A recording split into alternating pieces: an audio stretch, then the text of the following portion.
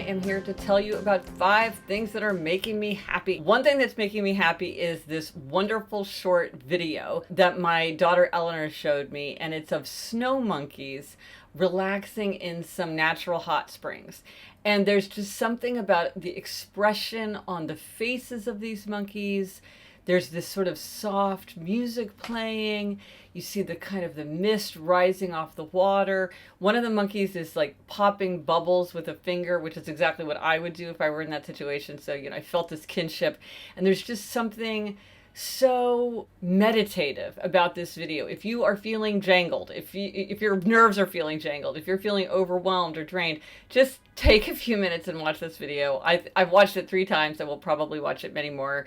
Eleanor made it the photo that's like on the lock screen of her phone. She loved it so much. So that's of snow monkeys in natural hot springs. Also, I am very, very happy because of something that happened to my sister, kind of a bucket list moment. So she is one of the showrunners of the reboot of the show Fantasy Island, which is for Fox. And she's deep in season 2 right now, which means she's just working 24/7. It's super, super intense. That's the kind of the life of a person working on TV, is it's kind of like super intense and then kind of really pulls back. So it's like kind of really up and down. It's not consistent. She got a big shot in the arm because Fantasy Island made it into a Jeopardy question. The answer is, what is Fantasy Island? And so, there's nothing like being on Jeopardy to make you feel like you're sort of like being noticed. I was once an answer on Jeopardy, and like a few things have thrilled me more. So that was really exciting for her and for everyone working on Fantasy Island. Obviously the cast, the crew, her writing partner, Sarah Fain. So that was really fun. Another thing that makes me happy is adding whimsy. And we talk about this on the Happier podcast all the time, that like if you can add a little whimsy to your day,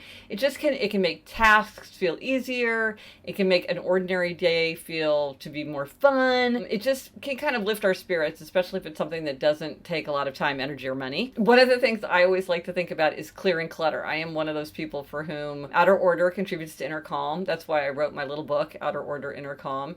This isn't true for everyone, but it's very true for me. And so I had a lot of fun sharing this desk clearing bingo card, kind of to gamify desk clearing. I think it's really helpful at the end of each day to just take 10 minutes and just clean up. It's sort of a good transition from work to leisure or home time. It makes it a lot easier to start working in the morning because you're not fighting your way through all of the junk that you used the day before. At least for me, it helps me feel sort of like focused and energized that everything's in its place.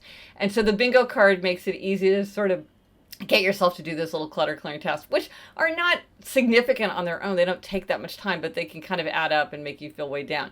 Now, one of the things I need to do every day is put like stuff in my pen cup, like my scissors. And I don't know why it is, but I just go through so many, like if I'm just looking around my desk, I just get pens. It's like I can't just reuse a pen. I get a pen from a pen cup. I don't understand that about myself, but I can get a huge burst of clutter clearing satisfaction just by putting pens in my pen cup. And you will notice that I have colorful pens. That's part of what I did for my 5 Senses book, is I splurged to get these like felt tip pens in really cool colors.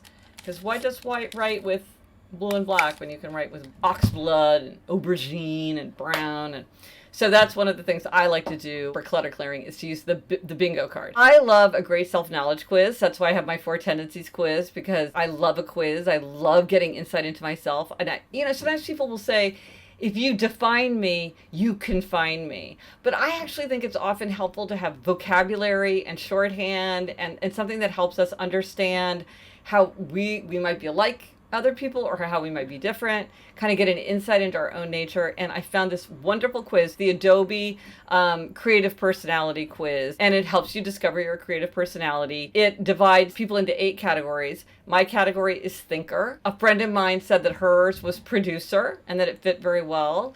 My daughter, Eliza, who's a very creative person, hers was the dreamer. Elizabeth took it. She's the innovator. And everyone commented on how accurate it felt. I am I'm a student of like cold reading, and how sometimes you can just tell people kind of anything and they make it fit for themselves, which can be useful anyway. That can still be a very useful exercise because we pick out the parts that resonate with us. But it does seem like people really feel like this quiz is accurate.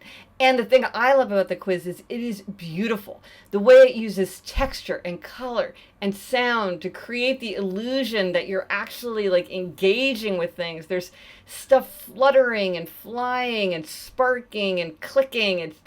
It's incredibly satisfying to take. So I really, really highly recommend taking the Adobe quiz. It's very short, and I enjoyed it so much. I went through after I took it and answered everything, authentically. I went through and gave the opposite answer to every question just so I could see what would happen if I gave the other answer. That's how much I enjoyed it. One thing I want to say as the fifth thing is it is hard for me to believe that we have been doing the Happier podcast for 7 years. We recently hit our 7th anniversary. We have never taken a week off. We have never repeated an episode. We're very vain about that. We're really excited maybe to start doing live shows again. We did that a couple years ago. We had such a good time connecting with people in real life. Every year we do an anniversary episode where we sort of do highlights and everything that seemed to resonate most with listeners over the year. So if you haven't listened to the 7th anniversary episode or some of the other anniversary episodes, you might listen as a way to get a sense of the podcast, or make sure you didn't miss some of the things that seem to strike a chord with listeners the most. But I have to say thank you so much, listeners and readers, because it's really your enthusiasm and support that keeps me going. I feel like the world is my research assistant. I get so many insights and observations and amazing resources from listeners. It's probably a listener who sent me the Adobe quiz. I feel like all of this great information is pouring in, and great observations and examples that I would never be able to put together on my own. So I feel so fortunate to be able to put all this out into the world around the things that interest me and that hear back from everyone. So if you haven't listened to the Happier with Gretchen Rubin podcast, please check it out. And just let me say thank you, because it's such an engine of happiness for me, and it would not be possible if there were not people who were interested in what we were creating. So thank you so much. In the comments, let me know what are some things making you happier. As I said, I get so many great tips and leads from listeners, so I love to hear what other people are watching and reading and listening to and doing and finding and connecting with. So let me know in the comments. And if you enjoyed this, please subscribe to my YouTube channel. I really do appreciate it. Thanks! From the Onward Project.